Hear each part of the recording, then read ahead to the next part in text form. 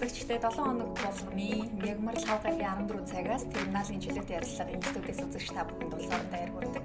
Өнөөдөр бид нэг уран бүтээлчтэй ярилцахаар урлаа. Энэ бол рэпер Гинжин. Сайн байна уу? За сайн байна уу? Энийг үзэж байгаа бүх хүмүүстээ өнөөдөр мэдээг хүргэж байна. За бидний урилгыг хүлээн авч ирсэнд баярлалаа. Тэгээ Гинжин гэдэг нэрнээс эхлэе гэж бодож байна. Өөрийнх нь яг эцэг эхээс өгсөн нэр өөр. Гинжин гэдэг нэрийг бол артистийн нэр гэж бид нэр ойлгож байгаа тийм үү? Ерөнхийдөө би Гинжин гэдэг нэрнээс өмнө бас өөр нэртэй байсан анх. Easy Lock гэдэг нэртэй байсан. Тэгээд ерөнхийдөө нэг 13 оноос ч юм уу би тэр нэрээ солиод Гинжин болгосон байхгүй. Яг илүү Монгол утгатай тэгсэн мөртлөө бас гадаадууд ч гэсэн хэлэхэд амар тийм нэр байвал илүү зүгээр мэн гэж бодоод ерөнхийдөө арай том болж исэн гэх юм уу. Нөгөөд нь арай л нэг тийм хитрхи англи тэгээд буруу зүрх хүмүүс унших нь ихч гэх юм уу те.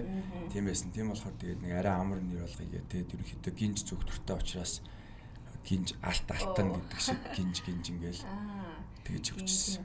Тэгэхээр Гинжнээс өмнө уран бүтээлийн нэртэй байсан гэхээр бүр бараг 10 жилийн сурагч байхаасаа уран бүтээл хийж эхэлсэн гэсэн үг үү? Тийм би яг л 8 дахь ангиасаа ч юм уу. Нөгөө UB comedy-гийн бас Бата битэрч ер нь хамт яг дуу хийж эхэлсэн. Тэр бас нөгөө нэг сургуулиас 10 жилтэй. Тийм. Аль сургууль? Ирэл. Орос сургууль гэсэн. Тэгээд ер нь тэнцээс л эхэлтэй 2007 оноос л гэсэн үг л дээ. Ер нь рэпер болох замл нь хаанаас эхэлж ив гэдгийг сайн бид зах цухаасан сонслоо. Багасаа дуу хөгжимд дуртай, хипхоп хөгжимд дуртай тийм хүүхэд байсан уу? Багтаа ямар уран бүтээлчдийн уран бүтээлийг сонсч ив. Одоо уран бүтээл хийдэг стил нь бол ер нь бол new school талдаа гэж хэлсэн шүү дээ, тийм ээ?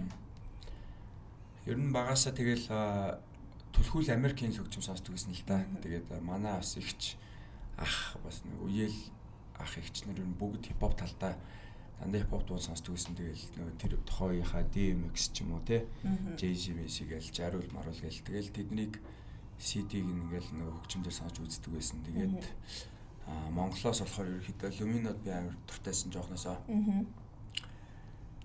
Тэгээ яг тэр хөгжим гэх юм бол хипхоп гэхгүй гэх юм бол би яг Майкл Джексон тэгэл хар сарнаа гээл те. Ер нь тэгэл дандаа бүгдийг сонсдог байсан. Тэдгээр хөгжимд их дуртай байсан. Тийм ер нь хөгжимний л хүүхдээсэн гэх юм аа. 8 дугаар ангиасаа баг ингээд ихний дуу мууга хийгээд ихсэн гэдэг чинь тухайн үед ямар тоног төхөөрөмжтөр дуугаа яаж бичүүлж исэн бэ?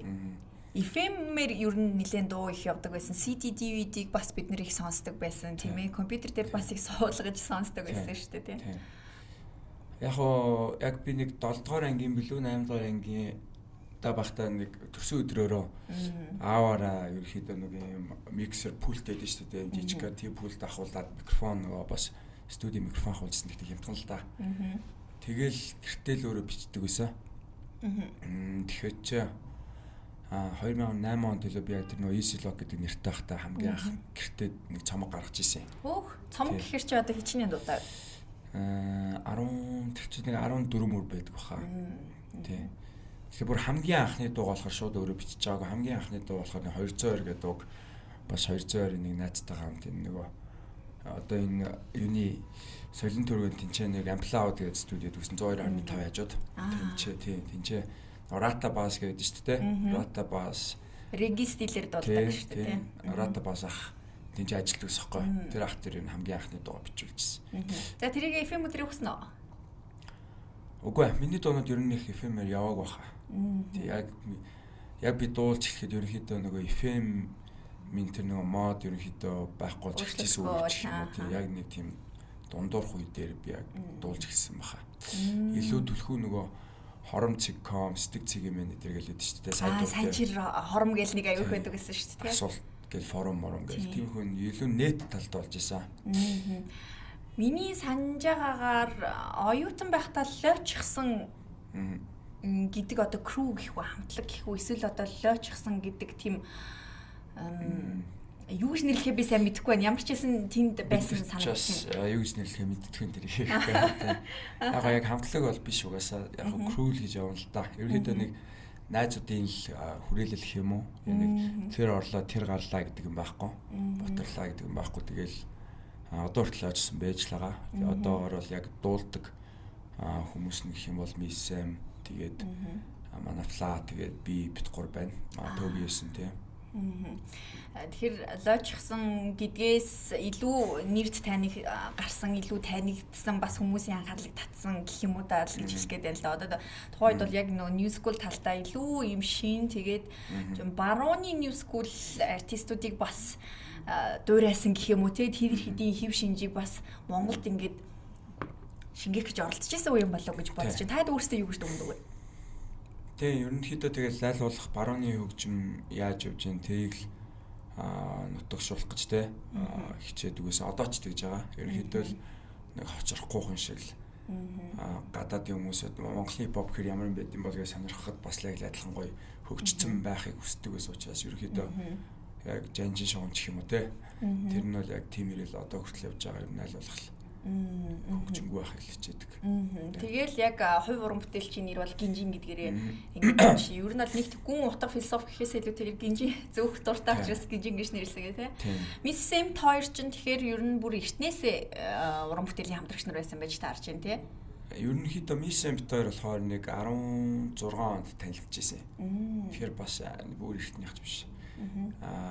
Манай Төөги болохоор Миссэмтэй нэг 15 онд ч юм уу те танилцаад нэг дуу цор ганц гээд дуйжсэн. Тэрний дараа би Миссэмтэй танилцаад тэгээд юуник ариггүй өдр гэл дуу бидний хамт хийгээл ерөнхийдөө тэгж л танилцчихсан. Тэгэхээр ер нь бол маш сайн хамтралууд гаргасан бас уран бүтээлийн маш өндөр амжилтууд нь Миссэмтэй холбоотой байдаг учраас асууж байгаа юм шүү. Хоёрыг хамаатнууд гэдэг бас яриа байдаг үний юм уу? Хамаатнууд биш нөгөө юу ийч. Тэдний одоо ах нь гэх юм уу те одоо авг гэж явах уу наац гэж явах сайн мэдгүй. Тэдний тэр талын тэр ах нь манай бас тийм ихчтэй суусан байсан бохгүй. Одоо болохоор салсан. Тэгэхээр нэг худууд гэж ярьдаг шүү дээ. Тийм ер нь худууд байсан. Анхны уран бүтээлээ гаргаж ирсэн дурсамжаа хуваалцахгүй ер нь тухайн үеийнх нь уран бүтээлний ямар үг хэллэг бөгөөд ямар хөгжим ямар ер нь утга илэрхийлэгдэж байсан бэ тэр үеийнхэн дурсамжийг сонсвол хамгийн анхныхаа юу? Тийм. Эхний цомгийн тухайд гэсэн үг шүү дээ ер нь бол тийм ээ. За тэнгуүтэ гэхдээ би нөгөө яг тэр 2008 онд гарсан цом яг нэг цомогт тооцдгүй юм. Тэр болохоор нэг юм mixtape тийм яг тэгэхээр хамгийн анхны цомог гэх юм бол миний яг энэ 19 онд гаргаж ирсэн Toast to Zoos гэдэг альбомыг би тооцох хэрэгтэй байхгүй юу? Хамгийн анхны тийм. Тэгээд тэр болохоор ерөнхийдөө яг л түрүү хэлсэн шиг нөгөө барууны тэгээд аль болох одоо Америкийн хөгжмийг жишээ нь ингээд яахан бол ингээд баруун иргэн гэх юм уу те одоо Калифорни Лос Анжелес хавийн хөгжим тэгээд энэ дундлын Midwest гэж Чикаго ч юм уу те тэгээд зүүн иргэн одоо Нью-Йорк ях тэгээд доотлын Атлантаг ях гэдэг ч юм уу шал өөр өгөх байхгүй. Минийх болохоор ерөнхийдөө төлхөө тэр South гэдэг юм өмнөд Америкийн тэр яг өмнөд хэсгийн хөгжмийг би ерөнхийдөө төлхөө хийх төртэй байхгүй өөрөө сонсдог учраас тэгээд одоо миний эхний цомог хоёр дахь цомог хоёулаа л ерөнхийдөө тийм өмнөдийн хэв маягтай тий. Өмнөдийн өнгө IC маяг гэхээр магадгүй одоо Tyga, Travis Scott маягийн стилийн гэсэн үг үү? Ер нь зүгээр томоохон артистуудыг нэрлүүл нэг иймэрхүү чиг баримжаатай гэвэл Tyga болохоор ерөнхийдөө нөгөө Лос Анжелес байхгүй Калифорни баруун иргийнх West Coast хөгжмөнтэй. Travis Scott бол ерөнхийдөө яг одоо тэр South тий. Ерөнхийдөө trap гэж ойлгочих болно. Trap ч яг тэр өмнөд зүгээс гаралтай байхгүй Атлантагаас гаралтай тий. Тэгээд trap сонсдог багтаа тэгэл нэг уран бүтээл нь байдаг шүү дээ. Тэр чи яг 17 онд гарч ирсэн. Тэгэхээр энэ нөгөө дуу хөгжмөө хийхин тулд судалгаа айгүй их шаардлагатай болдог уу? Судалгаа маш их хийж тэнцээс өөрийнхөө тохирсон төрөл жанрыг олж авах нь чухал уу? Эсвэл угаасаа л инглиш онгодороо ч юм уу авьяасаараа явах хэрэгтэй юм уу? Одоо бол ер нь бол яг энэ индастригийн хөгжүүлэл ер нь бол дээд зэгтээ тулж штэ. Тэгэхээр судалгаа, стратеги, одоо продюсингийн ажил чухал юм уу? Авьяас чухал юм уу? Аль нь чухал та. Тэгээд хуучин бол ийм байд юм байна, тийм байд юм байна гэж өөрөө сураад ч юм уу те. Судлаад явдаг байсан. Одоо болохоор нөгөө учрыг нь олцсон гэдэг шиг те. Одоо бол зүгээр тийм нэг ийм байна, тийм байна гэж бодохгүйгээр шууд л өөрөө л хийдэг болсон л доо. Тэгээ бас хүмүүсүүд одоохондоо мэдээгүй бах. Би одоо яг энэ жилээс ерөнхийдөө бас төлхөө аяа өөрөө хийж эхэлж байгаа байхгүй. Тийм. Тэгээ бас тийм тусдаа гэхдээ продюсер нэрээ гаргаж бас явъя гэж бодож байгаа. Гинжин биш. Тэгэхээр тэр нь болохоор продюсерын нэр гэдэг бас арай тустай өөрөөр доороо бичгтэй те. Одоо produced by Гинжин гэхгүйгээр produced by гэдэг өөр нэртэй. Тэр продюсер нэрээр гэдэг чинь. Уран бүтээлийн хоёр нэртэй болж таархан. Артист нэр, продюсер нэр хоёр тий. Сонирхолтой. Инглээр төөрөгдүүлэхгүй юу хамаагүй юу? Хамаагүй. Тэгэл яг хөө тэр нэр чинь тэгэл ерөөхдөө продюсераараа явж байгаа. Одоо жишээ нь бид зөвхөн өөрийнхөө биш нэг за жишээ нь Moji шүү дээ. Young Moji-г бид нэг аяыг нь хийлээ гэхэд Young Moji-гийн тэр дууныхаа доотлын тэр credits дээр нь би тэгэл бас produced by Гинжин биш produced by хинч хитэнтэй тэр одоо продюсер нэрээ бичсэн гэсэн үг байхгүй. Тэгэл хүмүүст ихэндээ бол хийм бол гэж бодож магадгүй сүүлрээ тэгэл айн чин гинжин штэ гэж ойлгодог болчихсон л да тий. Одоо өмнөдийн хөгжмийн урсгалыг ер нь өөрийнхөө уран бүтээл дээр шингээх дуртай яг энэ стилээр явж байгаа гэж байна. Энийг болохоор бид нар одоо машин, хөгжим, мөнгө, эмэгтэй хүний одоо тий тэр гоо үзэсгэлэн тэр байдлуудаар ер нь ойлгож болох уу? Ер нь клипэн дээр нэг тиймэрхүү дүрслэлүүдээс их гардаг штэ. Тэгээ ерөөхдөө нөгөө лайфстайл гэдэг шиг тийм ерөөхдөө тийм амьдралын хэм маяга болгоцсон юмнуудыг илүү төлхөд би бол дуулдаг л та.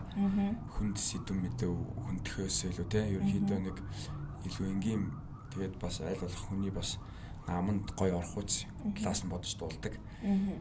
Тийм тэгэхээр ерөөхдөө тэгэл нөгөө яг жоохон шоу зингийн ч юм уу тийм эсвэл эмэгтэй хүнийг магтах ч юм уу эсвэл гэтэ би ер нь бүх сэдвийг яа юм даа зүгээр л яг улс төр ч юм уу те тиймхүү юм руу нэх амир орж дуулдаг болохоос бусад сэдвээр нь бүгднгээр нь л ер нь дуулдаг л та. Бүх сэдвээр ер нь дуулах сонирхолтой гэж нь гэхдээ илүү бас энэ дотроо ниш байх нь амжилтанд хүрэхэд их чухал нөлөөтэй гэж үздэг юм бэлээ. Таны хувьд ер нь юу гэж хаардгийг яг өөрийн гэсэн фэн бейстэй тийм ээ яг тоглолт хийхэд бол ирээд үзэх одоо бүр тогтмол сонсогч нартай хүлээж идэг нэгч идэг хүмүүстэй байх нь их чухал урт хугацааны хөгжил доктортой байдалд их нөлөөтэй гэж дэлхийн одоо хөгжмийн бас экспертүүд тодорхойлсон байдаг юм бэлээ. Та энэ дээр ямар хөө бодолтой байдаг вэ? Тийм ерөнхийдөө тэгэл би чи одоо нэг яг өгцөг гэдэг шиг те өгцгөөр л гарч ирсэн шүү гэдэг шиг. Ерөнхийдөө өгцөг цэцэтэй хамтарсан дуун дээр гардаг шүү дээ тий. Гэхдээ би нөгөө хамгийн анх 2014 онд өгцөг сайхан болж ус сайхан гэж солоод байдаг ш. Тэрийг хийсэн. Тэгээ ерөнхийдөө хөөхөн хөлийн урагтаа андуурсан байх шүү. Ерөнхийдөө тийм нэг эмэгтэй хүний одоо өгцөг мөгцөг илүү их дуулдаг одоо баг миний тэр нэг өөрийг хэлж байгаа шиг ниш гэх юм аа те байж бас болох. Ер нь мөнгө төгрөг тийм ерөөхдөө л лайфстайл дуулах нь л миний баг ниш гэх юм уу та тий. Энэ жилийн тухайд бол зуны 6 тоглолтын main artist болсон байлээ, зарлагдсан байлээ, баяр хүргэе. Тэгээ жил болгон энэ main artistууд солигдож явдаг шүү дээ. Энэ жилийн тухайд main artist болохоо хэдийд мэдсэн бэ? Нэгдүгээр асуулт, хоёрдугаар асуулт энэ main artist болох хүртэл одоо хэр их хичээж хичнээн уран бүтээлийн ард гарч иж фестивалийн main artist болж байна. Яг би яг 2022 оны хамгийн анхны зуны 6 болохоор би тэгээд Miss Fla тэгээд Wandebo тэгээд Gangbang бид долуулаа нийтдээ 9 л жилөө ингээ хамтдаа тэр долуулахгүй долуулаа хийжсэн байхгүй. Тэгээд зуны 6 гэдэг нэрийг бас ерөнхийдөө бид нар ярилцаад би өгчсэн байхгүй. Тийм. Тэгээд дараагийн жилд нь Wandebo тустаа тэгээд Давай Даша тэгээд 113 гэдэг ингээ явсан. Одоо болохоор яг би өөрөө солилцсон маш тээ энэ дээр. Тэнгууд ерөнхийдөө одоо яг миний яг нөгөө яг соло яг хүмүүсүүд бас те стадионд гоё ингэж яг зөвхөн өөрөө хөгжмөөрөө бас ингэж гоё нөрөглүүлэх цаг нь ирсэн гэж бодож байгаа байхгүй. Тийм тэгээд ер нь бол дахиад одоо хизээч хийх юм блэ те мэдэхгүй тийм учраас ерөнхийдөө одоо энэ соло яг анх удаага стадионд тоглолт хийж байгаараа аюу онцлог болж байгаа. Би яг өмнө гэсэн Miss Sam-тэй энэ мөчгөл стадионд хийдэг ч юм те хийж л байсан. Гэхдээ тухайд ингээл нөгөө ажлуудаа ингээл хуваагаад авч байгаа шүү дээ. Тэгэхээр ерөөхдөө нэг үүрэг хариуцлага тэгээд хичээл зүтгэлэн ч гэсэн ингээ хуваагддаг байсан гэх юм уу. Одоо болохоор би яг ганцаарх нь болохоор би муу байх юм бол тэр тоглолт муу байна. Би хичээх юм бол тэр тоглолт гоё болно гэдэг юм бүр 100% байгаа учраас би одоо энэ дээр нэлээд хичээж ач холбогдолж өгч одоо ажиллаж байгаа. Хэд орчим уран бүтээл тэнд тоглогдох уу? Тэгээд хамтарсан артистууд нь бас ирнэ шүү дээ, тийм ээ. Ерөнхийдөө хөтөлбөр дээр бол 55-аас 60 дуу гарсан байгаа миний. Тийм тэгээд тэрний ерөнхийдөө тал нь хамтрал тал нь соло ч юм уу те тэрхүү байдлаар явна 3 хэсэгтэй. Тийм 3 хэсгээс бүрдсэн нэг ийм тоглолт болж байгаа. Тэгээд угаасаа зочин артистууд хамтарсан одоо тайзан дээр гарах артистуудын бас лайн ап те эдгээрээс бүх мэдээлэлүүд наараасаа бас гараад явна л да тий. Ааха. Гинжингийн хувьд бас яг өөрийн үеийн артистууд дотроо ялгарч байгаа нэг зүйл нь бусад улс орны бас артистуудтай айгүй их хамтарч исэн. Тэр ялангуяа Монгол туурхтны артистуудтай тийм ээ. Тэгэхээр энэ хамтралуудыг ер нь яаж хийдэг вэ? Яаж холбогддог вэ? Ер нь гадагшаа харилцаа холбоо их сайн байна. Бусад артистуудтай харьцуулахад гэж хэлэх гээд байна л да. Англи хэлтэй гэхэд ерөнхийдөө би нэг Тайванд бас их сургуулаа төгссөн байхгүй юу. Тэгээд тэр үедээ бас ерөнхийдөө нөгөө Тайваны артистуудтай холбоотой болоод тэгээд одоо хүртэл найзууд байгаа тийм хүмүүсүүд байгаа Тайваны. Тэгэл манай бас тэр тухайд ангийн бас нэг сайн найз Словак найз байдаг байхгүй Джейкоб гэдэг. Тэр болохоор ерөнхийдөө надаас илүү яг тийм менежер талдаа ч юм уу хүмүүс рүү ингэж амар их холбогдож нэтворк хийдэг хүн. Тэгээд надад ер нь туслаад ингээл Европын хүмүүстэй ч юм уу эсвэл Америкийн ч юм уу ингэдэг байсан. Тэгэл ерөнхийдөө яг л нөгөө англи хэлгээ тоглож хийсэн шиг ерөнхийдөө англи хэл нөр айгуу тийм түлхцэлтэй угаасаа. Одоо би заавал телефон амтнаар ч юм уу ингээл яахгүй. Дамжуулах шаардлагагүй. Өөр ерөнхийдөө инстаграмаар ингээл хинрүүс бичүүлдэг болсон тий. Одоо ч тэгэл ерөнхийдөө одоо бол нэг баг за энэ хамтрах боломжтой л гэж утас өнөрөө холбогдоод баг зарим окей бол окей гэж явцдаг ч юм уу тийм болцсон л да. Яг уу эргээд ингээ харахад ер нь хамгийн онцгой артист нь хин байсан бэ? Ингэж хэлж болох уугүй юу тийм хамтрал дээр.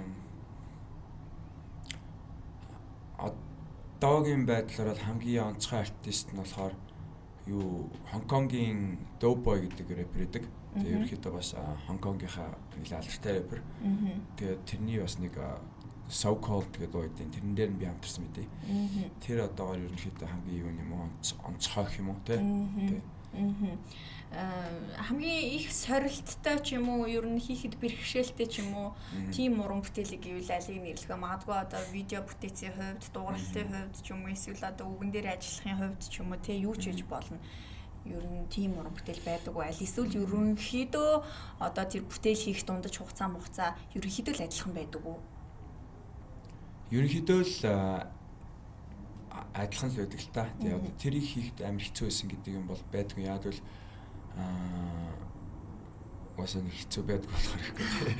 Тэгээ ерөнхийдөө тэгээд яг хөө тэгэхээр клипний хувьд болохоор илүү тийм өсөр ажил орсон ч юм уу, маш их орсон ч юм уу те.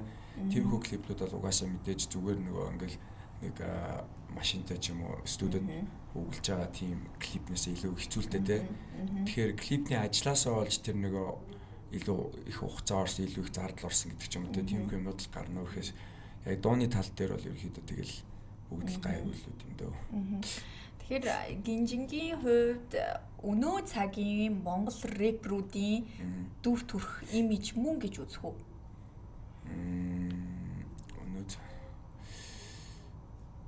Тэрийг сонсогч нар л одоо хариулах та тий. Тоглолтын онцлог ер нь ямар байх вэ? 55-аас 60 дуу төлөвлөгдөж байна гэж байна. Хугацааны хувьд ямар байх вэ? Өнгө аясын хувьд ямар байлгахаар шийдэж байна.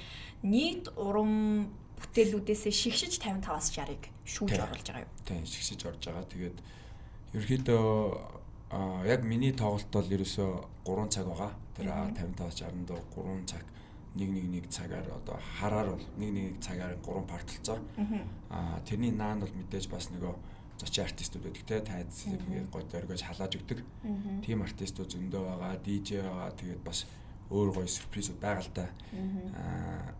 Хөгжмнөөс өөр бүр тийм төрөл entertainment одоо үзүүлбэр тайзан дээр байх юм. Тэгээд онцлог гэх юм бол ерөнхийдөө онцлог гэх юм бол одоо тэгэл сонголтуудаа юу нь яаж хийсэн бэ дууныхаа? Дууны юу? Тийм.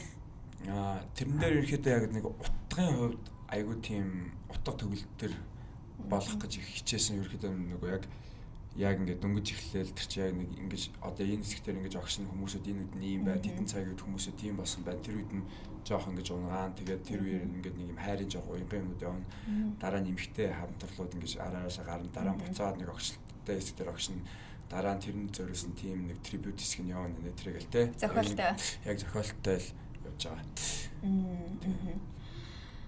Тов гарсан уу? Тов. Юуны тов? Тоглолтын тов. Өдрөө. Тийм 5 сарын 30-нд байгаа. 5 сар. Одоо хайрцсан биз дээ тий. 5 сарын 31 гэдэг. За бэлтгэл дүүр хэр хангагдчих чинь ойролцоогоор 45 оны дараа болох юм шүү дээ. Хугацаа бол өнөөдөр 14 гэдэг чинь. Тэгээ ерөөхдөө 4 сарын 15-наас гэдэг чи одоо маргаашнаас ерөөхдөө одоо яг нөгөө тайзны бэлтгэлтэй дуулалтын бэлтгэл орж эхлэндээ бүтэн сар яг өдөр болгон хийгээд тэгээд нэг 10 хоног ч юм уу жоохон хоолоо амрааж агаад тэр ерөөхдөө тоглолтод орно. Тэгээд маргаашнаас ерөөхдөө баг энэ тайзны бэлтгэлүүд эхэлнэ. Тэгээд тэрний хажуугаар ингээд одоо энэ нөгөө идэвхжүүлэх ажлууд нэвтрүүлэг трек клип гэдэг ч юм уу бүх юмуд ингээд давхар явж байгаа. Өмнө нэг эрүүл мэндийн асуудлаа сошиал дээр хуваалцаж ирсэн тэр нь хоолойтой холбоотой байх шиг байсан. Тэгэхээр одоо 55-аас 60 дуу 3 цагийн турш тасралтгүйгээр дуулна гэдэг нь одоо физикал байдлын хувьд юу н бэлтгэлийн хэрэг хангагдаж байна. Эрүүл мэндийнх нөхцөлөд одоо ямар байгаа вэ? Хуваалцаж болох болно. Одоо бол ерөөхдөө нэг хоолойны тийм амар асуудал бол байхгүй. Одоогор. Тийм тэгээд 55-аас 60 дуу яг их ч гэсэн нөгөө яг бэлтгэл гэдэг чинь л нэг хамгийн чухал юм шүү дээ. Бэлтгэл сайн байхад бол ерөөхдөө 55-аас 60 дуу нэг амар асуудал биш байх гэж бодож байна. Миний хамгийн том санаа зовдөг ч юм уу одоо айдаг асуудал болохоор ерөөхдөө би нөгөө жоохон үгээ мартчих гэдэг байхгүй зарим дуу тий. Одоо чи ингээл Гамби ч юм уу ингээл энэ байнгын дуулдаг дуунд бол би зэж мартахгүй л тий. Гэхдээ ерөөхдөө 55-аас 60 дуу гэдэг чинь би нэлээд их тайзан дээр дуулдаг дуунууд орж байгаа шүү дээ. Тэгэхээр тэднийхээ үгэн үгийг сайн чийжлээд яг ингээ яачих юм бол надад бол тэр хоолойны цуцалт бол нэг асуудал биш зүгээр л үгүй чийжлэх хэрэгтэй. Тийм байна. Тийм шүү дээ 55-аас 65 оны үг тэгэл жишээлбэл одоо яг нөх хипхоп урлагт бол бусад дуутай адилхан давтагдсан тийм үг мөр дахилт гэхээсээ илүүтэйгээр ховор дандаа нөгөө нэг раймаар явж байгаа учраас давтагдахгүй учраас маш их зүйлийг цээжлэх нэрээ шаардлагатай юм байна тийм ээ. Тэр нөгөө бас тэгээд тэр чинь 55-аас тэр 60 дуу чир нөгөө яг нэг жигд бүгд адилхан биш. Энэ дуун дээр тэр ихтэй ингэж үлдэн тэр дээш ингэж орлон ингэн тийм ингээд зөвхөн үг чийжлэхээс гадна тэр нөгөө нюанс гэх юм уу юмнуудыг нэг бас тоглолтонд зориулж арай өөр мөрөөр явж мовно шүү дээ. Их мэтлэн ерөөхдөө бол хийх ажлууд амар ихтэй. Тэр нөгөө найруулга болон дууралтан дээр бас яаж ажиллаж чинь ямар хүмүүс ажиллаж чинь юу тэнд дураасаа сонсогдоосоо гэж хүсэж байгаа вэ? Найруулга дээр бол нөгөө баажа гэдэг байдаг. За. Тийм. Тэгээд баажаа хорж байгаа найруулагчаар тэгээд дугууралт тэгээд баажаа гэх тэр ахын ерөөсөө багийнхан л оролцож байгаа сүлдээ дугуурал бүх юм дээрээ тэгээд нүдний юу лээ юу гэж асуулаа ерөнхий одоо хив маяг бөгөөд тэнцэнэс нэг сонсох нэг vibe гэх юм уу ямар хуу байх уу ерөнхийдөө тэгээд нөгөө бас миний тоглолтын нэг онцлог нь бас юу л байх гэж бодож байна нөгөө би өөрөө дуунуудаа одоо яг миний хөгжмөний онцлогч гэх юм уу одоо trap хөгжмийн онцлогч гэх юм уу автотюн амар их ашигладаг.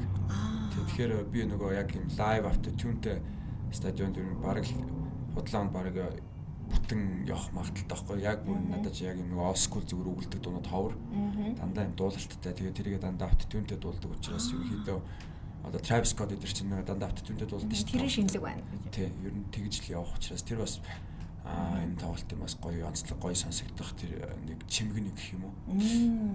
Яг харин энийг сонсъё гэж бодчихлоо. Гадны артистууд, ер нь дэлхийн алдартай артистуудын бие даасан тоглолтууд нь ойролцоогоор хэдэн цаг үргэлжилт юм бол хичнээн дуунуудыг дуулт юм бол тэрнтэй харьцуулахад гинжин ямар стандартаар хийж ийн тэр хугацаа болон дууны тоонуудыг яаж сонгож гаргасан бэ? Ерөнхийдөө энгийнээр бол ерөнхийдөө нөгөө яг 100-ны цаг орчиж байгаа шүү дээ. Тэгэхээр 100-ны нөгөө 9 цаг гэдэг бол яг нөгөө яг нар буучдаг. Тэгэхэд нөгөө одоо гэрлийн үзүүлбэр гэдэг ч юм уу бүх гэрлийн юмнууд чинь гоё одоо ажиллаж эхлэнтэй. Тийм учраас ерөнхийдөө яг 9 цагаас эхэлж байгаа. Тэгээд мэдээж нөгөө 12-оос хойш тэр авийн нөгөө хөгжим зогссон байх хэрэгтэй. Тэгээ айл хажуу эргэн тойрныхаа айлууд амардаг учраас те 12-оос хойш тийм чанга хөгжим нөгөө хуулаараа тавьж болохгүй учраас ерөөхдөө тэр яг 9-өөс 12 хүртэл гэдэг тэр нэг 3 цагийн хөтөлбөр тэгж гарч байгаа. Тий. Тэгэл яг тэрэндээ баригдаж. Яг тэрэндээ барьж тэгээд бас ерөөхдөө нөгөө өмнөх ер нь стадионд болж байгаа тоглолтууд дандаа л нэг ямар нэгэн байдлаар хил ам дагуулж лээдэг л да тий. Нэг бол 12-оос хойш нөгөө хөжмөө зогсоохгүй явсаарай гэж айлууд гомдолдог. Нэг бол хулгай дээр эсвэл догоон зохион эсвэл нойлын асуудал гэдэг ч юм уу тий. Тэгээ ерөөхдөө дандаа тийм асуудал гардаг учраас баярлаа. Энэ жил бас нэрээ нэг давуу тал нь гэх юм бол тэднэр дээр бас амар айгүй ач холбогдол өгж байгаа. Ерөөхдөө тийм нэг хил ам дагуулсан биш. Хүүхд эртлийг одоо security дээр ч ихэд нэг өмнөх байдаг байснаас 2 дахин илүү гэдэг ч юм уу те. Гэх мэтлийн бүх юмыг илүү сайжруулж хийх гэж зорж байгаа. Гинжин ярилцлагынхаа ихэнд хэлсэн Монголын хипхоп артистууд ихээр ямар хүмүүс байдгийм бэ гэж судлангууд би харагдчих хэвээр үндсэн одоо vibe-ийг ер нь тэ тодорхойлдог байхыг хичээдэг гэдэг чинь тэгвэл нийгэмд үзүүлэх гинжингийн нөлөөлөл юу байх вэ? Одоо сая тоглолтын дээр хэд ч юм уу харуул хамгаалтын асуудал, гэмтэргийн асуудлууд дээр бид нар аягүй сайн анхаарч ингэж байна. Жишг тоглолт болгоё гэж зорж байна уу? Энэ хотын соёлтой бас артистууд их холбогддог штэ. Юу үзүүлж ийн, юу дуулж ийн, ямар байдлаар залуучуудад нөлөөлж ийн гэдэг нөлөөллөх чухал гэдэг учраас энэ дээр дэлгэрүүлж яриач. Ерөнхийдөө угаасаа хипхоп артист ч юм уу тэ рэпер хүн бол одоо яг нөгөө энэ urban амьдрал шүү дээ хотын амьдралыг бас ерөөхдөө тодорхойлогч тольж юм уу те бусад жанраас илүү ерөөхдөө илүү тэр хотын ерөөхдөө хэр залуус нь ямар байл гэдгийг тэр рэпрүүдээс нь харж болох байх гэж бодож байна. Тэгэхээр ерөөхдөө тийм учраас ерөөхдөө бас аль болох энэ одоо энэ чинь зөвхөн бид нар өөрсдөө хоорондоо биш энэ чинь бас нөгөө гаднаас хүмүүсүүд харахад ч гэсэн тэ нэг гоё байхын тулд ерөөхдөө тэгэл одоо бүх бие авч явах байдал стил имиж тэ энэ төрөйгээр бүх юм дээрээ анхаарах хэрэгтэй л доо. Тэгээд ерөөхдөө нийгэмд өгөх тэр юу дээрээ ч гэсэн би бол муу үлгэр дуурайл тэгээд ийм хар бараа сенсац ч юм уу скандал ч юм уу тэ тиймэрхүү юмнуудаас ерөөхдөө дандаа хол байх гэж үздэг. Тэгээд жугаасаа анзаарч исэн бол ерөнхийдөө би одоо 19 жил дуулахдаа бараг л тийм нэг шар мэдээнд ч юм уу те муумаар би нэг ч одоо орж байгаагүй. Нэрээ цэвэр байх гэж үздэг ч юм уу те. Тэ. Нэг асуулт толгойд орж ирж байна. Сая нөлөөллийн тухайд хоёлоо ярьсан.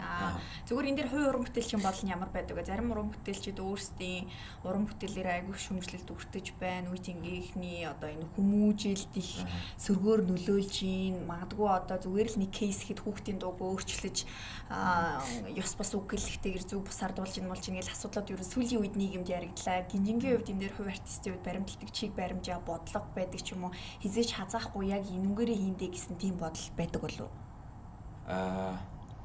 Ер нь бол альва хөгжмийг ялангуяа хипхоп дээр бол ингэж өөрчилж үгийг нь сольж албаар тэр хуучны юм ч юм ингэх нь угаасаа хипхоп дээр уул нь бол байдаг юм. Угаасаа нөгөө сампл гэж ярьдэн штэ. Анхнаасаа хипхоп чинь үүсгэхдээ дээр үеийн дууг самплдаж орчин үеийн бөмбөр тавиад хипхоп үүсчихсэн юм баггүй. Тийм учраас тэр бол байдаг юм. Гэхдээ нөгөө бас энэ дэр чинь бас нөгөө яг одоо нөгөө бас нэг юм шугам гэх юм уу байл та тэ бас хэтрүүлэхгүй байх хэрэгтэй тэ зарим юм жишээ одоо түрүү хийсэн шигтлэн одоо тэр нэг юм хүүхдийн дууг өөрчлөж болно тунгийн тааруулаад өөрчилж болно тэ тэгэхгүй бүр ингээд бүр аимшигтай хараал мараалтай битүүлдэг ч юм уу тэ гэдэг чинь яа шугамад авчиж байгаа байхгүй бас нэг арай нэг лимитийн гэх юм уу тэ давчиж байгаа байхгүй тэр бол ерөөхдөө бол мэдээж буруу. Гэхдээ ерөөхдөө юмыг хүүхдийн дууг өөрчлөх гэдэг ч юм уу тиймэрхүү юм бол зүгээр л нөгөө айл илүү тийм хайрцагнаасаа гарч сэтгэх гэдэг шиг ерөөхдөө бол хипхопт бол ялангуяа байдаг юм л та. Хэлбэрийн хувьд бол байдаг л зүйл эртнээсээ л тийм байсан. Гэхдээ тэрийг ремейк хийхдээ тааруулах хэрэгтэй гэж үзэж штэ. Тэгээ ер нь энэ ёс суртахуун хим хэмжээ гэдэг зүйл артист хүмүүс тэр ялангуяа хипхоп артистуудад хэр хамааралтай зүйл юм бэ? Илүү одоо бүр анхаарал татахын тулд эсвэл хим хэмжээнээс давсан байдаг юм уу? Энийг маркетинг гэдэг ч юм уу танигдалтан дээр эсвэл заавал ашигладаг юм уу? Яг хөө тийм тэгэл хүн болгоны өөрсдийн зорилго нь янз бүр байдаг л ахал та. Шийж шалтгаан нь тий хүмүүст харагдах гэж анзаарах гэж ч юм уу тэгж viral болох гэж ч юм уу хийдэг ч юм уу тий зарим нь болохоор зүгээр өөр шалтгаанаар хийдэг ч юм уу хүн болго өөр л хийдэг байх. Ерөнхийдөө хипхоп артист гэлтгүй ерөнхийдөө бүх хүн л ёр суртахуунтай байх хэрэгтэй л да тий. Гэхдээ би бас нэг юм дээр эсрэг гэдгийг нэг урлагийн хүн бэжиж тэр гэлтэгдэж штэ тий. Тэнгууд урлагийн хүн болохоор ерөөсөө ингээл гадаа шүүсээ хайж болохгүй жирийн хүмүүсүүд нь болохоор хайж болдог ч гэх юм шиг. Ерөнхийдөө тэрэн дээр л эсрэг би бол яг урлагийн гэлтгүй урлагийн биш бүх хүмүүсүүд адилхан ёс суртахуунтай тэнцүү эрэхтэй тэнцүү болно гэсэн юм болно болохгүй гэсэн юм болохгүй байдаг байх хэрэгтэй гэж боддог. Тэгэхгүй хүмүүсүүд болохоор нэг урлагийн олонний одоо нүдэн дээр байдаг хүмүүсүүд илүү юм юу байх хэрэгтэй гэдэг чинь үүрэг хариуцлагатай юм шиг те. Тэгээ ерөнхийдөө тийм илүү үүрэг хариуцлага бид нар бол ерөөсөө хүлээгээгүй гэдгийг л би хүмүүст хэлхийг хүсдэг бас те. Бүгд хийчих хэрэгтэй. Тийм бүгд хийчих хэрэгтэй. Бүгд л адилхан тэнцүү хэрэгтэй те. Хэнийг нь ирэхээр нөгөө нь ирэх хязгаарлагдана гэдэг шиг те. Гэхдээ хим хэмжээ гэдэг зүйл байх хэрэгтэй. Түнгийн нэвтрүүлэхгүй байя гэж байна. Гинжингийн хувьд одоо хуучны бас сайн уран бүтээлчдтэй ер нь хамтарч байна л да. За Минжин сор дуучны дуутай хамтрал хийлээ. BX их шиг л нарын 100% дээр 200% гэж гарч ирлээ.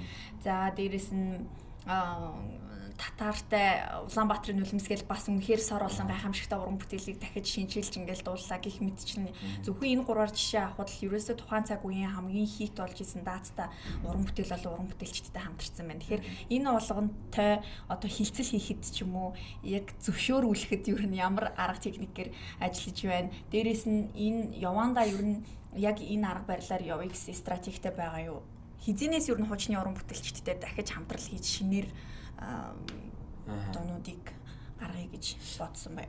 Ерөнхийдөө бол яг түрүүн хэлсэн шиг одоо яг эднэр бол яг миний нөгөө одоо хипхопын одоо яг нөгөө анх яаж үүссэн тэр нэг юм юу шүү дээ. Тэрийг би ерөнхийдөө аль болох одоо ингээ Монголд дэлгэрүүлэх гэж ер нь хичээдэг гэх юм уу. Одоо хүмүүсд болохоор ерөнхийдөө шинэ юм сэтгэж хийгээч хуучин юм дандаа оролж байгаа шинэ юм сэтгэж чадахгүй нэг л тиймэрхүү шүмжүүд амир ихэд байхгүй. Гэхдээ яг үнэндээ болохоор хуучны юмыг гэхдээ шал өөр аян дээр гэхдээ яг сэдвэн одоо тэр үг нь хിവэрэ мөртлөө өөр юм руу хөрвүүлээд өөр утгатай болгодог ч юм уу те өөр юмар өөр юм хийж дуу хийн гэдэг бол ерөнхийдөө илүү одоо бүтээлч ажил гэх юм уу илүү креатив ажиллахгүй зүгээр зохиохоос одоо би зүгээр даан гэл зүгээр юм зохиогоос тэрэн дээр дуулахад бол надад амархан яаж нэг чинь одоо тэр Минжис ихчтэй дууг одоо би яаж нэг ийм хэмнэлтээр ингэж оруулангуудаа ийм сэдвтэй болгочвол илүү гоё юу гэдэг чи илүү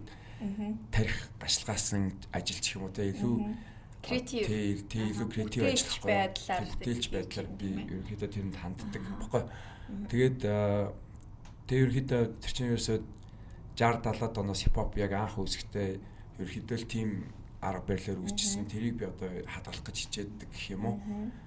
Тэгээд зөөрөө бас яатсан л да ерөнхийдөө нэг тийм юм дуртай болцсон гэх юм уу. За одоо юуг яаж хийвэл илүү гоё чимтэй гэж ерөнхийдөө их боддог болцоо. Тэгээд мэдээж бас өөрөө бас нөгөө шинэ одоо дууралт шинэ аялгаутай шинэ дуу хийлдэ. Гэхдээ яг хав бас нэг юм миний хувьд ингээд нэг компьютерийн тоглоом тоглож байгаа юм шиг те хүн нэг дараачийн үеэ давчаал нэг кайф аваад дараачийн үе рүү ингээд явдаг шүү дээ те. Тэр шиг яг ингээд за одоо тэрийг ингэчүүл гэдэг надад бас юм гоё зугаатай ч юм тийм тоглоом тоглож байгаа юм шиг надад байдаг байхгүй. Тийм учраас ерөнхийдөө бас тэгж хийх дуртай. Би харин сая ингээд ярьсан ярианаас нь сонсчихсон чи хипхопын урлаг бол угаасаа л анханасаа хуучин байсан зүйлийг шинжилж гаргаж ирэхтэй гол утга агуулга нь орч байгаа гэж. Нэрээ энэ бол бас их сони юм байна. Одоо ингээд тэр ялангуяа Америкийн одоо дэлхийн хипхоп хөгжмийн түүх бол Америктай салшгүй холбоотой дийлэн хувь нь ер нь тэнд хамаарагдаж байгаа шүү дээ. Хөгжил үүсэл түүх гэл. Ингээл харангуут ч одоо яг дунд үеийн гэдэг ч юм уран бүтээлчдийн дуунуудыг за жишээлбэл одоо Jennifer Lopez-ийн All I Have гэдэг дууны эхлэл дээр нь дээр үеийн дууны ингээл эхлэл дахилт нь ингээ явж идэг ч юм уу те. Ер нь дандаа л ийм хэлбэртэй байсан юм байна. Сая хэлэхээр нь эргээ ботсон чинь тийм юм байна шүү дээ. Ер нь хуучны юмнуудыг одоо орчин үеийн бөмбөг дээр тавьсан л юм баггүй хипхопч болно те. Тэгээд бас нэг ийм монголчуудын бас нэг ийм хандлагыг би өөрчлөх хэрэгтэй байхгүй. Тэр нь болохоор гадаадад одоо жишээ нь 90-ад онд нэг хит болсон хипхоп дуу байлаа гэж бодъё л тоо. Тэнгууд тэрний яг тэр гол үндсэн дууралт мелодиг нь ашиглаад одоо 2026 оныг өөр шинэ артист шинэ одоо жанр гаргаж ирсэн баг. Тэр жанрынхаа хэмнэлтээр тэрийг ингээд тавьчаад ингээд дахиад дуулна шүү дээ. Дахилтыг юм уу. Тэнгууд одоо чинь гадаадд болохоор Америкт ч юм уу те хүмүүсүүд энэ хардаа энэ нөгөө дууг ингээд хийсэн шүү дээ. Энэ өстой гоё шүү дээ гэж ингэж сонсдог. Монголд болохоор энэ хардаа тэрийг хулгайлцсан биш гэдэг тийм нэг хандлагаар ханддаг. Хулгаач гэдэг хандлагаар. Тэрийг би ингээ өөрчлөлт хүмүүсүүд яг ингээд юмыг ингээ дахиад ингээд сэргээгээд ингээд гоё болгоцсон өөр хэмнэлтээр те. Тэгэхгүй яг ингээд анх байснаар зүгээр дээрээс нь дахиад үгийг яг дуулаагүй шүү дээ. Чи шал өөр хөгжим болгоцсон маа шүү дээ. Тэрийг хэлбэл тэр яг нөгөө яг түрүүлсэн шиг тийм бүтээлч байдлаар нь хараад өөрөө гоё сэтгэж өөрчлөлтсөн биш гэдэг байдлаас нь хардаг болчихвол бас гоё гэж боддتي. Тэгэхээр яг хипхопын шинэ үеийн Монголд хөгжиж байгаа байдал тэр гинжин бол өөрийн гэсэн бас томоохон хувь нэмрээ оруулъя гэж бодож зүтгэж зорж яг уран бүтээлээрээ энийг харуулж яваа гэж ойлгож байна. Тэгэхээр энэ дээр нэг асуудал нь зохиогчийн эрхийн асуудлуудыг яаж шийддэг юм бол тухайн хувь уран бүтээлчдтэй ярилцах асуудлууд байдаг уу? Ерөөс сүүлийн үед зохиогчийн эрхийн асуудал дуу гүмжлэх түүнээс олсон орлогыг хэн эзэмших үү, хэн яаж орлогочих уу гэдэг асуудлаас илүү гарч ирээд байна л да. Хипхопт энэ одоо танаас салбарынхан гэх юм уу тийм ээ. Яаж энийг менеж хийж байна? Ерөнхийдөө тэгэл яг одоо за жишээгээр бол одоо яг нэг ихшиглэнтэй хамтарсан 200 гэдэг дуу бол тийм тэр бол шууд цэвэр ихшиглэн тэгээд аяг нь хийсэн нөгөө Оки гэдэг энэ хоёр хүннээс ерөнхийдөө шууд төвшөөрлөл авч байгаа л дээ. Одоо Оки Бробин нэг ингээд хийлээ шүү болох уу гэл те. Тонгод асуудалгүй штэ гэдэг ч юм уу те. Тэгэл ингээд ерөнхийдөө зөвшөөрөл явчихж байгаа. Зарим нь болохоор тэр бол яг бол яг тэр дахилтны үг аялгауг нь яг тэр чигээр нь хിവэр нь үлдээж байгаа учраас зарим зүгээр л нэг юм одоо хатариш матариш ч юм те.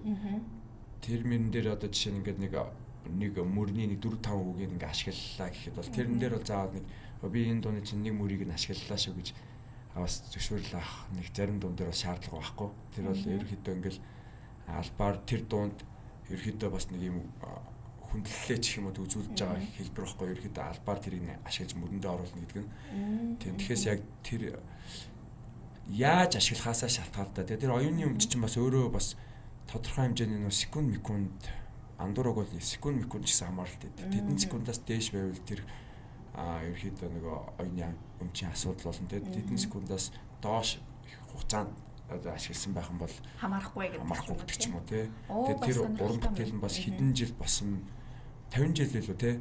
Босны дараа тэр чинь нөгөө нийтийн өмч болчихдээ ш зарим дуунууд. Тэгэхээр одоо нэг 70 онд гарч исэн нэг хамтлагийн дууг одоо бол би шууд ашиглаж болно гэсэн үг байхгүй. 50 жил болсон учраас нийтийн өмч болсон. Тийм. Бас тэгэл бас яригтай л та би бас энэ зүйл залтууд бас байна.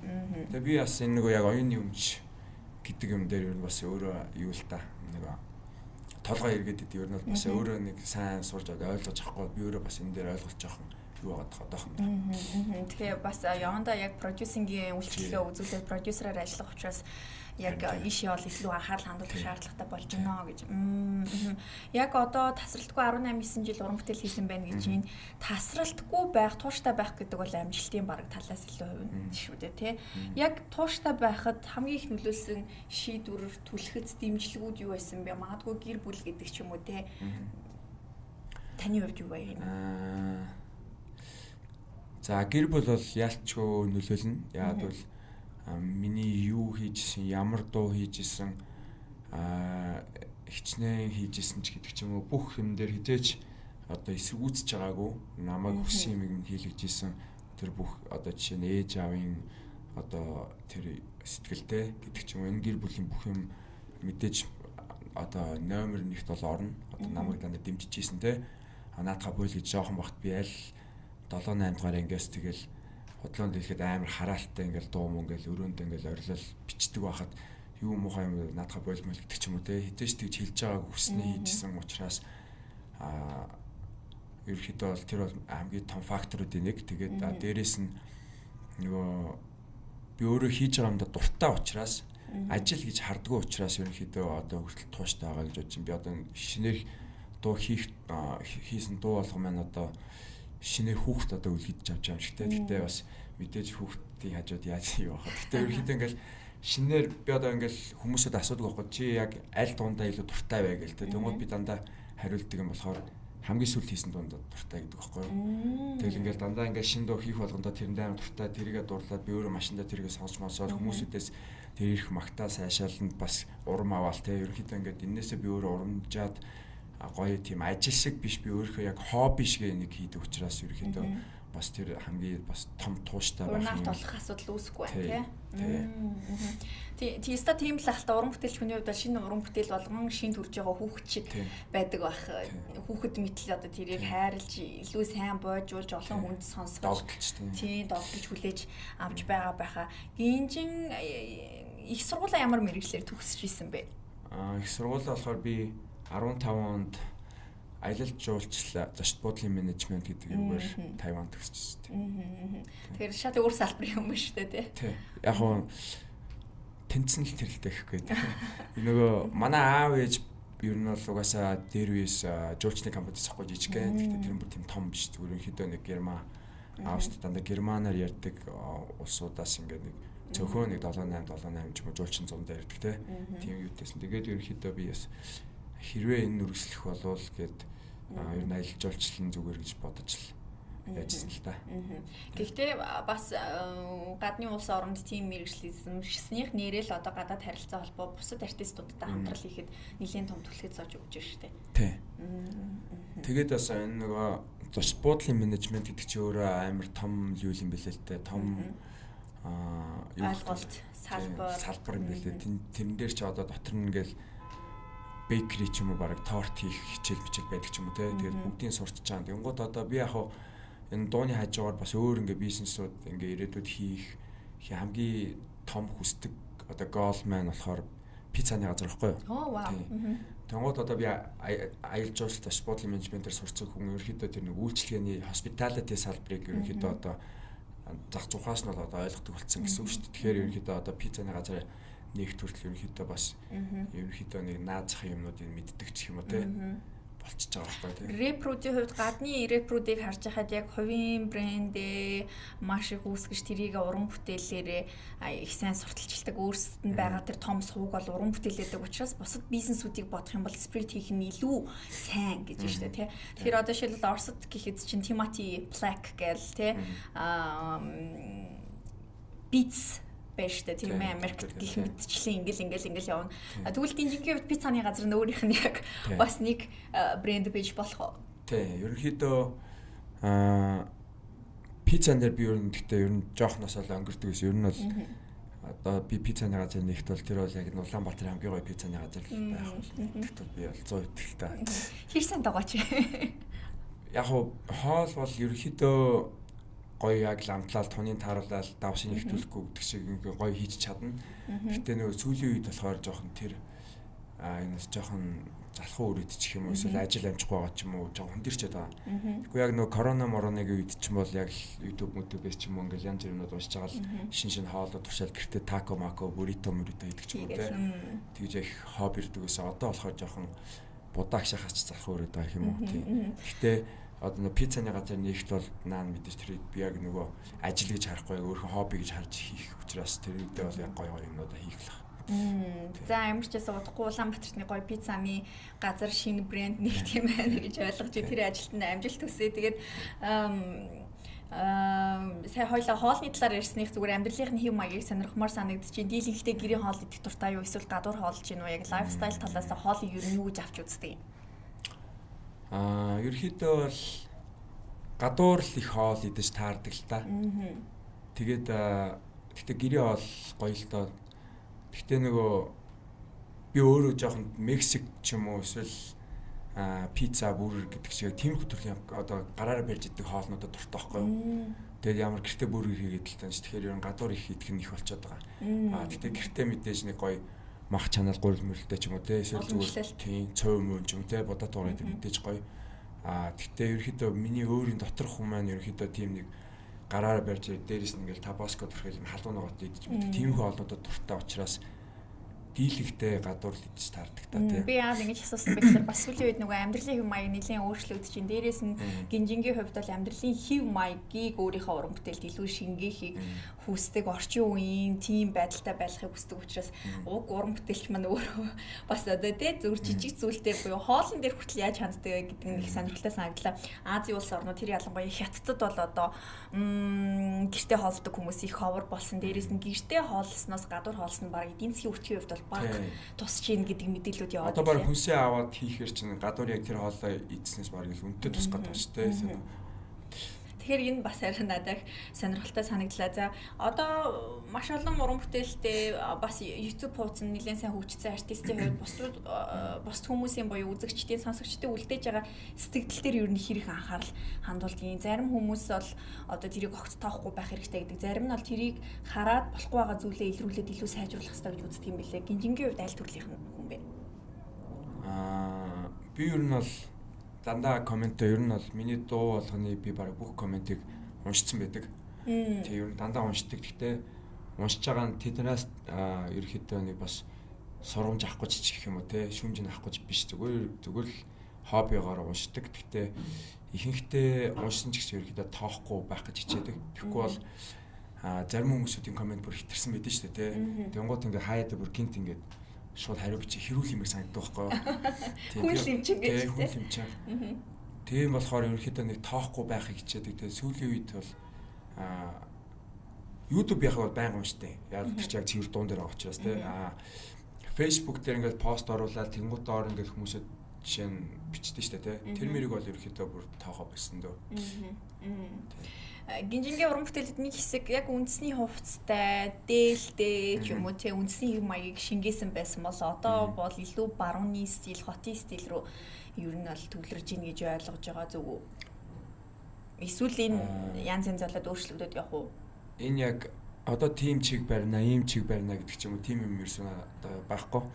Зөв ерөөхдөө за энэ дээр гоё дээл өмсчүүл гоё юм байна гэж тухай эсэл шийдэж байгаа. Тэгэхээр за одоо ерөөхдөө нэг ирэх жилдээ ерөөхдөө дээлийг илүү дэлгэрүүлнэ гэдэг ч юм уу тийм одоо юм стратегийн төвшөнд гэх юм аашаа тийм тэгж бол ядгүй байгаа зүгээр тэгэл тухайн нөхцөл байдлаасаа л болдог байх. Яг уу яг нэг хэсэг тэр нөө дээл гэсэн тэр үе бол ерөөхдөө айлуулах угаасаа Монгол бас соёлоо хипхоптой хослуулахыг хүсэж исэн учраас ерөөхдөө л тэгсэн дээл өмсөжсэн л доо. Гэхдээ одоо цаашдаа бас айлуулах би гой дээлүүд оюулаад өмсөж хичээдэг. Тэгээ одоо тий. Гадны фестивалуудад ер нь урагдж байна уу? Гадагшаа явж дуулж байна уу? Би сая дээлний ярианаас энэ талаар бас бодогдлоо л доо. Нэг талдаа Монголын орчин үеийн артист гэхдээ нөгөө талдаа гадны тайзан дээр очиад дуулахад юуг харуулах нь чухал? Тий, ерөнхийдөө дээлч өөр айгуу тийм юу штэ тий. Гадныханд бол гоё харагдаж байгаа штэ. Тэнгуудаа одоо яагаад ч би яг дээлний хүчийг бас юунаас харсан байхгүй 19 онд би тэр Тайваны бас Gold Music Awards гэдэг тийм нэг шагнал гардуулах хэслийн улаан ёсны ёслол дээр ингээд оролцоод тэгэхэд ингээл тэнцээ ингээл өчнөө улсын хүмүүсүүд байгаа Нидерланд, Европ, Швед тэгэл Азийн, Таиланд гэдэг бүх улсаас л хүмүүс ирсэн. Тэгсэн чинь би яг ганцаархнаа дээлтэй. Тэгээ дээлэн дээр юм нэг гүчигийн бүс ингээд өмссөн. Тэгээ байжсэн чинь шууд намаа ингээл тэр одоо найруулгын баг гэх юм уу те азарч хараад одоо тэр юм цуваа ингээ улаан ёсоор алхдаг цуваан дээр хамгийн урд тавьчихж байгаа байхгүй. Энэ үний хувцс нь гоё юм те. Энийг хамгийн урд алхуулчих гэл те. Тэр үл би ерөөхдөө гадагшаа айлуулах ингэж өөрийнхөө Монгол улсаа төлөөлж явах юм бол зүгээр ийм энгийн хувцсны оронд айлуулах дээлж айлуулах Монгол хэм маяг харуулсан юм өмсөх юм бол нэгт гоё Монголоо төлөөлж байгаа хоёрт бас тэднэрт илүү гоё харагдах юм байна гэдэг яг тэн дээрээс илүү хүчтэй ойлгосон гэх юм уу. Identity гэдэг юм их чухал байгаа тийм тий. Тэр ялангуяа Монголоос гадагшаага очиход бас энэ их чухал харагдц тэр илэрхийл хэмжээний их чухал байгаа. Тэр Монгол артистуудын хувьд identity нь юу байх хэвээр юм бэ? Тэр дундаа хипхоп одоо рэпрүүдийн хувьд. Тэг ерөөсөө одоо хин сүүл ярьжлаа да одоо марч. Гэхдээ яг ярьсан юм гол юм нь болохоор тэгсэн байхгүй өөжгийн ах зүйлөө ярьжсэн байхгүй. Одоо монголчууд ингээд ерөөхдөө гэтээ өөжгийн ах биш байж магадгүй шүү.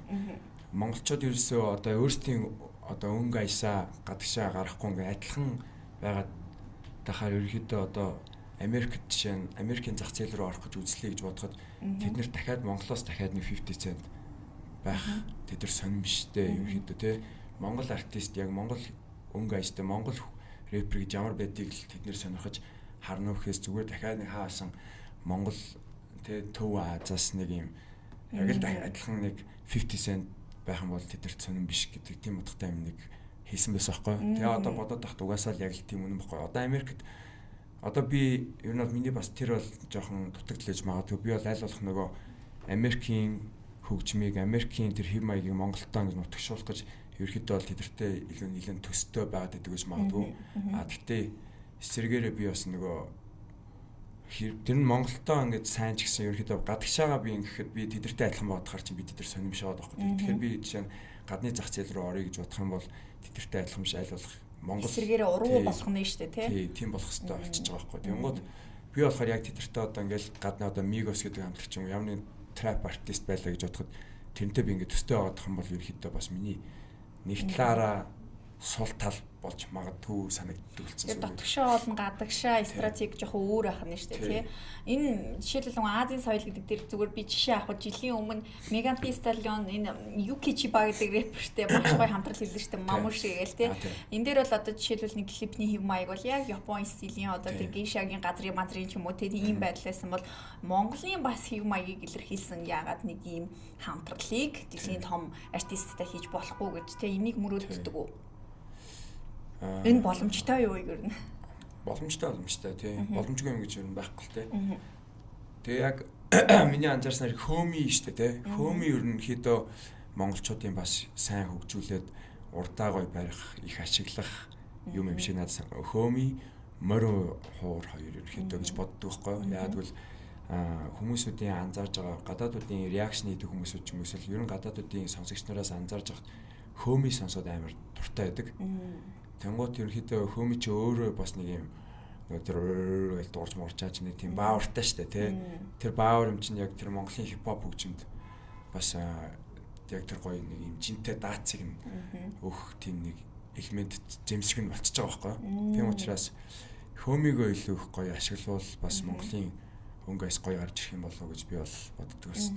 Мориор ч гэсэн юм. Сүүлд нь казак хамтлаг гэж хэлэх юм бол үгүй юм болов Айтола гэж бас нэрд гарлаа шүү дээ тий. Ингээл тэр гэхэд чи одоо ерөөсөө ингээл тий Төв Азийн орнуудад гадагшаага маш их фестивалуудад энэ тэнд өргөдөж тоглогдож дуулагдж чинь Монголд хүртэл ирээд буцлаа шүү дээ тий. Яг энэ уран бүтээлчдийн одоо жишээн дээрээс харахад монголчууд бас ингэж явах надад боломжийн байгаа юм шиг харагдаад байдаг. Ингийн тулд ер нь яах ёстой бол зөвхөн хувь уран бүтээлчийн бодол гэх юм уу эсвэл за нэг ингүүл ингийн байна да гэсэн дүгт зураглал мургалыг өмнө толгоондоо бодож ирсэн үг ингийн үед.